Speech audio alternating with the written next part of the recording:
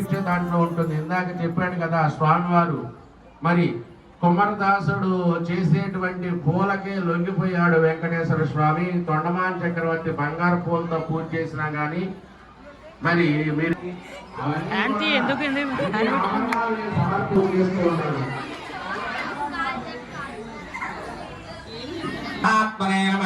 అందరూ ఒకేసారి ఇక్కడికి వచ్చినంత ఆనందంగా ఉంది. నవదుర్గలే కాదు, ఇక్కడ చాలా మంది ఉన్నారు, వందలాది మంది దుర్గలు. అందరూ చక్కగా అమ్మ అవకాశం లేనటువంటి వారు విన్నారు, చక్కగా వాళ్ళు కూడా వచ్చి చాలా సంతోషం. వచ్చే సంవత్సరం కూడా అమ్మవారు దయతలిసి అన్ని చేస్తే ఇంకా మళ్ళీ బాగా బాగా చేసుకుందాం. ఇంకా ఇంకా వ్రతాలు ఇంకా ఇంకా అన్ని బాగా చేసుకుందాం.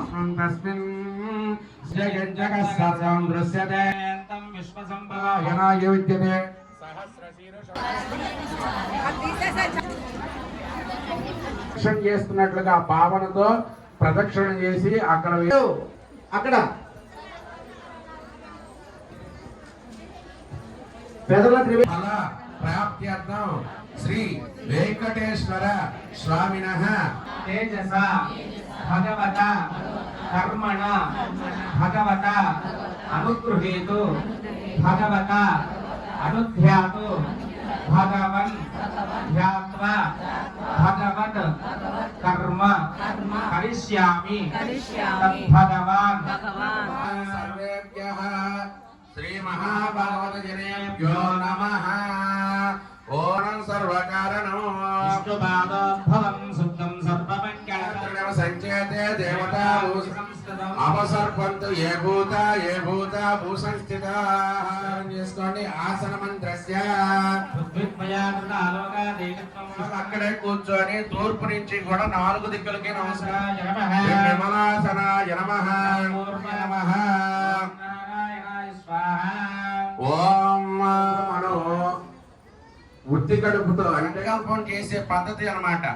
ఎడమ యజుర్వేద ప్రీణాతు ఏవం గుణ విశేషణ విశిష్టాయాం అస్యాం శుభదినౌ అస్య యజమానస్యాః శ్రీమాన్ శ్రీమతః.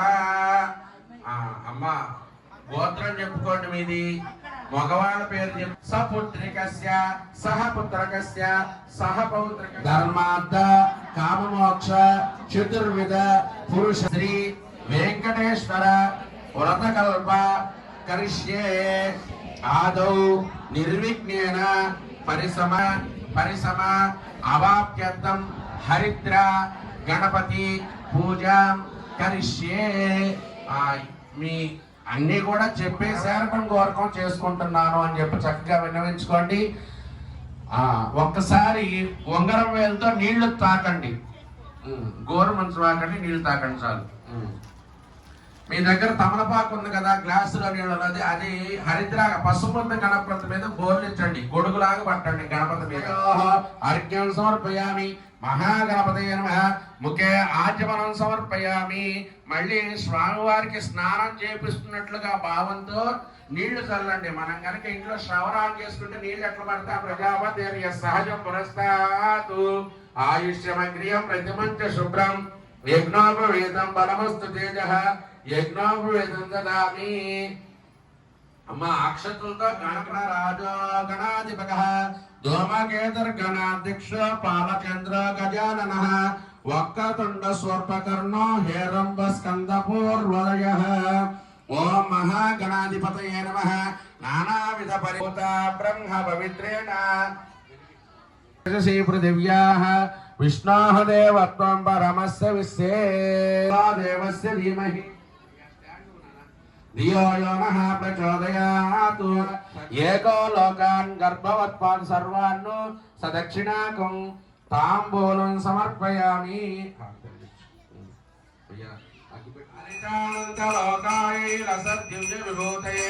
రాజహంసాదిరూఢాయ రాజ్యలక్ష్మీస్తు మంగళం. మహాగణపత అర్ఘ్యం నివేదయామి. దేవతాభ్యో నమః. ఆ పాపాల్లోనే జీవించకూడదు కదా, అందుకని ఒకసారి ఓమాచమ్యా ఓం కేశవాయ నమః. పారిజాతం కాదు. ఎక్కడ దాకా వచ్చారు ఒకసారి. ధీమహి ధియో యో నః ప్రచోదయాత్. ఓమా పూజ్యో తీరసోమృతం బ్రహ్మభూర్భువస్వరో. మనం గోవిందరామాలు చేస్తుంటే వాళ్ళు ఏమైనా అనుకుంటారేమో, స్వామివారి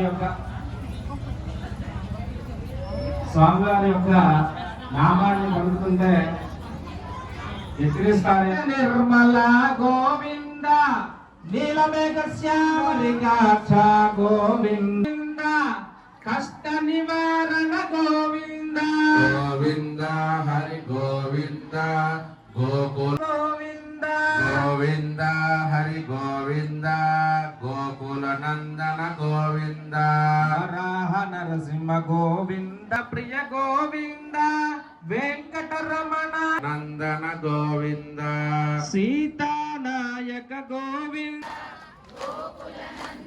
గోవింద హరి గోవింద గోకుల నందన గోవింద. అర్చకులతో అర్చన చేయిస్తున్నారు ప్రతి ఒక్కరు అని చెప్పి ఆ స్వామివారిని భక్తితో వేడుకున్నాడు. ఎంత నిశ్చలమైనటువంటి భక్తి అంటే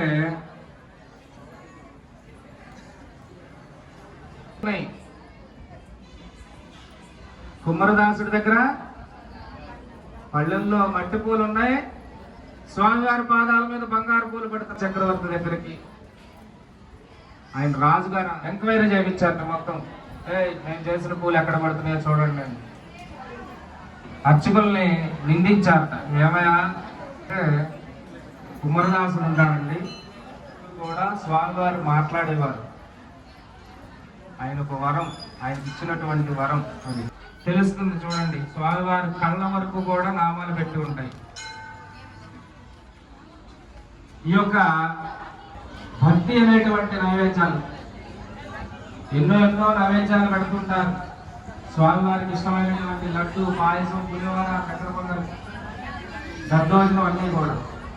కానీ భక్తి అనేటువంటి నైవేద్యాన్ని ఎవరు కూడా సమర్పించట్లేదు. భక్తి అనేటువంటి నైవేద్యాన్ని ఎవరు కూడా సమర్పించట్లేదు. ఎప్పుడైతే నిశ్చలమైన భక్తితో స్వామివారిని వేడుకుంటారో అదే నిజమైనటువంటి నైవేద్యం. గోవింద. లక్ష్మి లక్ష్మి పద్మావతి సమేత శ్రీ స్వామి వారు, శ్రీనివాసుల వారు, శ్రీవారు అంటాం. అంటే మరి కలియుగంలో ఉన్న నానుడు ఏంటంటే త్వరగా ఇంటికి వెళ్ళిపోతే మా ఆవిడ అన్నం పెట్టదయ్యా అంటారు. అట్లాగే భార్య పక్కన ఉంటే ప్రసన్నంగా ఉంటారట మగవాళ్ళు. అడిగితే మరి ఆ లక్ష్మీదేవి దగ్గర నుంచి తీసుకొని ఇవ్వాలి కదండి. అట్లాగే పద్మావతి అంటే భూదేవి.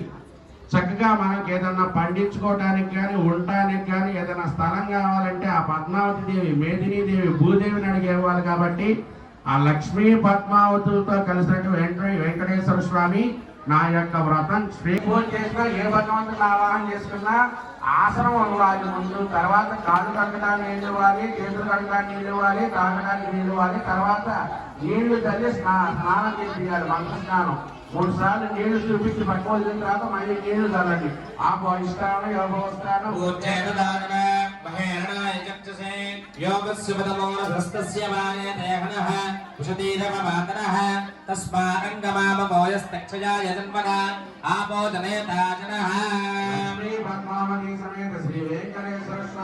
పురస్తాతు ఆయుష్యమిగ్రం ప్రతి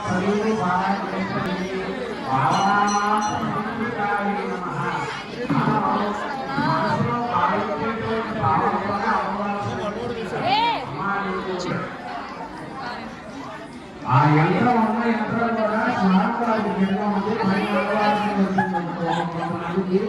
ఏదైనా వరప్రదాయ నమః కంఠౌ పూజయామి లోకనాథాయ సుందర విగ్రహాన్ పూజయామి. ఓం అందరూ కూడా ఓం నమో వెంకటేశాయ అనుకుంటూ వైకుంఠపదయ నమః, ఓం పుణ్యజాయ నమః, ఓం సుధాకరమయ నమః, ఓం యాదవింద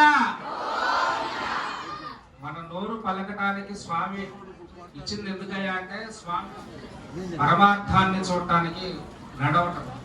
వేదాంతమేధ్యాయ వేదస్యావలమూర్తయే పుంసాం మోహన రూపాయ పుణ్యశ్లోకాయ మంగళం.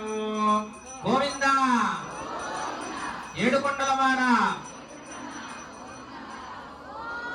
అందరూ మీ దగ్గర ఉన్న స్వామి వారికి చూపించే హారతి ముందు, తర్వాత మీరు అందుకోండి. స్వామినే నమః. ఆనంద మంగళ కర్పూర దివ్య నీరాజనం దర్శయామి. అర్ఘ్యం ఆచమనం చూస్తానండి. అదే ఇక్కడ స్వామి వారు కూడా చెప్తున్నాడు. ఇప్పుడు నేను వివరిస్తున్న ఈ వ్రతం శ్రీ వెంకటేశ్వర వ్రతకల్పం అనే పేరుతో ప్రసిద్ధి పొందగలదు.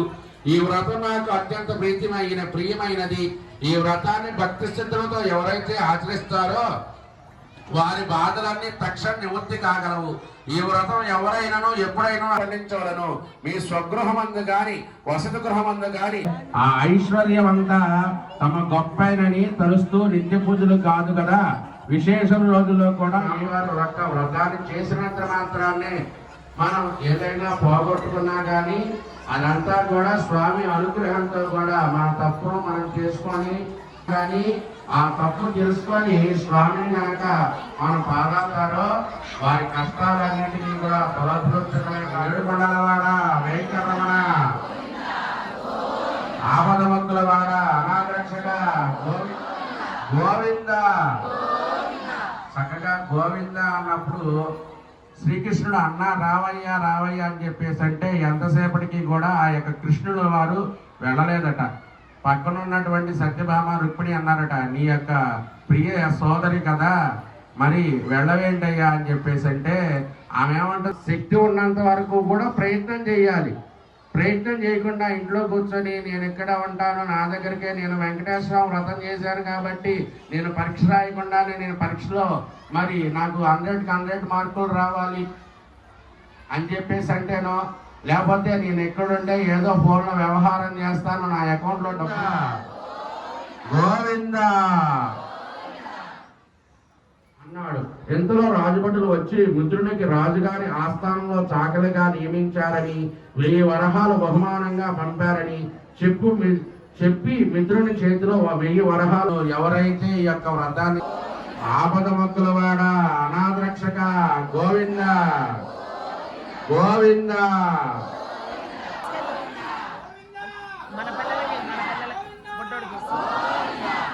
వాళ్ళన్నీ కూడా నిర్వహించబడతాయి. కావున చదువుకునేటువంటి విద్యార్థిని కూడా పొందవలసిందిగా కోరుతున్నాం. అలాగే సోమవారం రోజు సాయంకాలం పూట పోతాలు. అట్లాగే మనం ఒక 5 కేజీలు 10 కేజీలు బరువు ఎత్తాలంటే ఎత్తగలుగుతాం సామాన్యంగా. అంతకంటే కొంచెం బరువు ఎత్తాలంటే కొంచెం కష్టపడాలి. అట్లాగే భగవంతుడు మన కోరికలు నెరవేర్చాలంటే మన ఇంట్లో చేసే పూజల కంటే కూడా దేవాలయానికి వెళ్ళి దేవాలయంలో స్వామికి కూడా పూజలు చేసి కోరుకుంటే ప్రేయర్ చేసుకుంటే మన కష్టాలు బాధలు అన్నీ కూడా తొలగిపోతాయి. నాకు తెలిసినంత వరకు చెప్తాను. చక్కగా అన్నీ కూడా మరి చెప్పినటువంటి విషయాలు మీకు మంచిగా అనిపిస్తే ఆచరించండి. అలాగే మనకి గణేష్ గారు అండి కొంతమంది వచ్చి అయ్యా నేను కూర్చుంటాను, అమ్మ నేను కూర్చుంటాను, మా వాళ్ళు కూర్చుంటారు అనుకున్నాము అని చెప్పేసి ఇక్కడ ఎవరు కూడా నాకు తెలిసిన వాళ్ళు మా బంధువులు అని చెప్పేసి ఎవరిని కూర్చోబెట్టలేదండి. ఎవరు పేరిస్తే వాళ్ళకే కూర్చోబెట్టడం జరిగింది. ఆ యొక్క లక్ష్మీ పద్మావతి సమేత వెంకటేశ్వర స్వామి వారి యొక్క అనుగ్రహంలో కాబట్టి చక్కగా ఎక్కువ మందితో ఇంకా గ్రాండ్ గా మొక్కులవాడ, అనాథరక్షక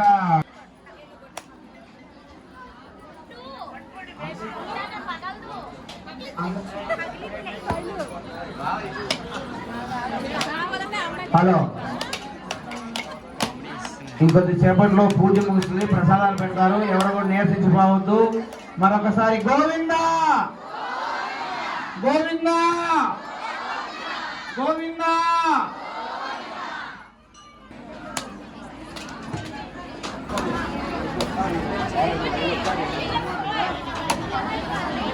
వెళ్ళేటప్పుడు రోడ్డుకి ఇరు పక్కల గమనించాలండమ్మా. ఆ ఇస్త్రాక్తో సహా సర్దుకోండి ఇంటికి వెళ్ళాక. శ్రీవైకుంఠ విదత్తాయ స్వామి పుష్కరణీ తటే రమయా రమమాణాయ వెంకటేశాయ మంగళం. మంగళాశాసన పరైః మదాచార్య పురోగమైః సర్వైశ్చ పూర్వైరాచార్యైః సత్కృతాయాస్తు మంగళం. హారతి మీరు అందుకోవాకండి, మీరు ఆ భోగాలన్నీ కూడా అనుభవించేసి స్వామి గోవింద గోవింద